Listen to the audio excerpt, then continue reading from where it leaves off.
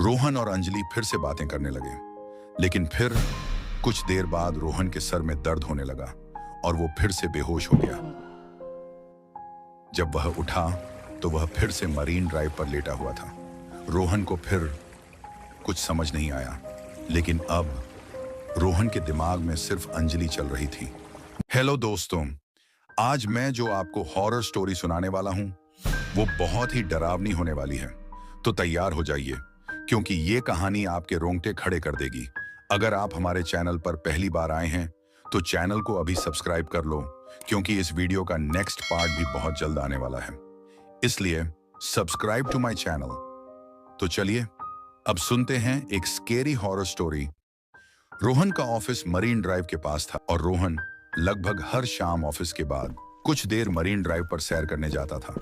कुछ दिनों से उसके ऑफिस में काम का लोड बहुत ज्यादा बढ़ गया था, जिसकी वजह से उसे ऑफिस से निकलते हुए देर रात हो जाती थी, लेकिन फिर भी वो मरीन ड्राइव जरूर जाता था।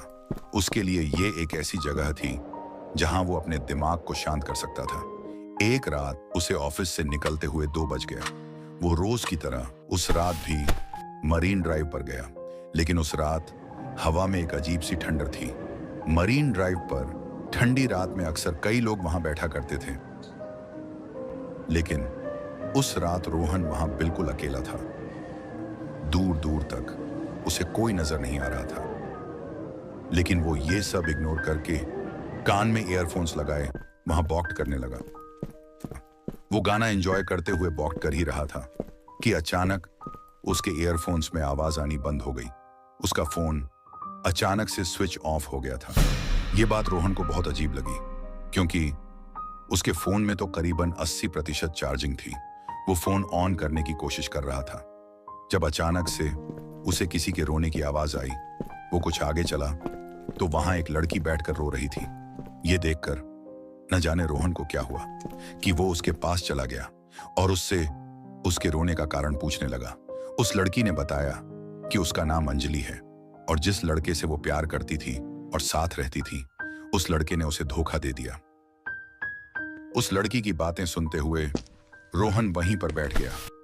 रोहन काफी देर तक वहीं उसके साथ बैठा रहा और फिर अचानक से रोहन के सर में बहुत जोरों का दर्द शुरू हो गया।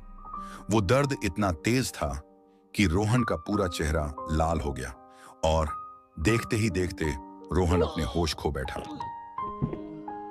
जब रोहन की आंख खुली तो सुबह हो चुकी थी और वो मरीन ड्राइव पर ही लेटा पड़ा था। उसके आसपास कोई भी नहीं था, अंजलि भी नहीं। उसे कुछ समझ नहीं आया, क्योंकि आखिरी चीज जो उसे याद थी वो ये थी कि वो अंजलि के साथ मरीन ड्राइव पर बैठा बातें कर रहा था।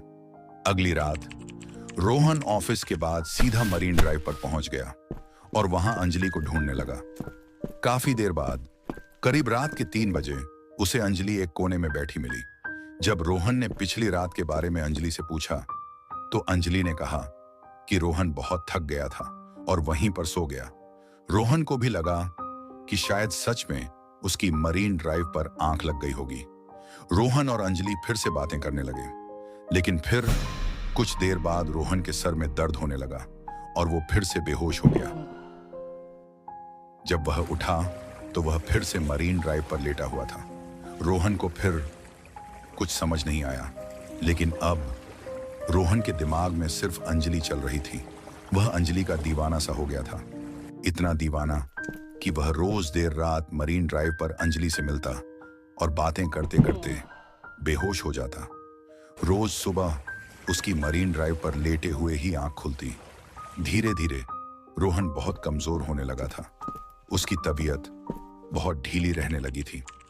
एक रात ऑफिस में रोहन के एक दोस्त ने उसकी हालत देखकर पूछा कि क्या वो ठीक है। तब रोहन ने उसे अंजलि के बारे में बताया, लेकिन उसके दोस्त ने बताया कि वो भी पिछली रात मरीन ड्राइव पर ही था और उसने रोहन को मरीन ड्राइव पर अपने आप से बातें करते हुए देखा था। उसके आसपास कोई लड़की नहीं थी। तो आपको ये कहानी कैसी लगी कमेंट में बताओ और नेक्स्ट पार्ट भी लिखो, ताकि मैं जल्दी से दूसरा पार्ट लाऊं। पर वीडियो लाइक और चैनल सब्सक्राइब करना मत भूलना दोस्तों। आपकी एक लाइक और एक कमेंट मेरे लिए बहुत खास है।